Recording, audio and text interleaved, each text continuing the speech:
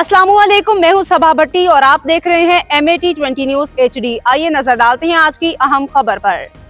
जंड अब्दुल हमीद मजरूह तहसील reporter. हर साल 13 फरवरी को international radio day के तौर पे मनाया जाता है। इस रोज़ रेडियो से मोहब्बत करने वाले ख़वातीन और हज़रात, सामीन और सामात अपने अंदाज में रेडियो के मुल्की और बैन अवी नशरियाती इदारों को खराज तहसीन पेश करते हैं। रेडियो से वाबस्ता लोगों को रेडियो और रेडियो के प्रोग्रामों को कामयाब बनाने की खातिर शब रोज़ मेहनत करने वालों को खराज तहसीन पेश किया जाता है। शहर शहर गाँव गाँव में कायम रेडियो लिसनर्स क्लबों के ज़रिए इंतज़ाम इस दिन शानदार प्रोग्रामों कॉन्फ्रेंसिस और तकरीबात का एहतमाम किया जाता है। रेडियो की नशरियात और रेडियो के नशरियाती इदारों की कारकर्दगी को सराहा जाता है।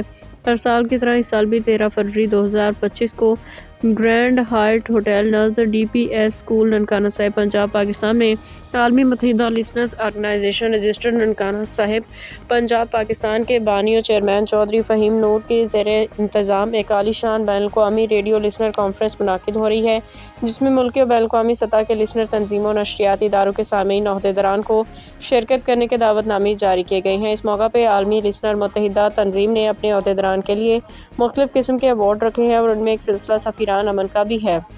तंजीम ने पाकिस्तान भर में सफ़ीर बराए अमन मुकर्रर किए हैं, जो अपने इलाके में अमन के प्रचार करते हुए इंसानियत को प्यार मोहब्बत तलकीन करते हुए अमन व आशती से मज़य्यन प्यार और मोहब्बत वाले माशरे को परवान चढ़ाने में अपना भरपूर किरदार अदा करते हैं।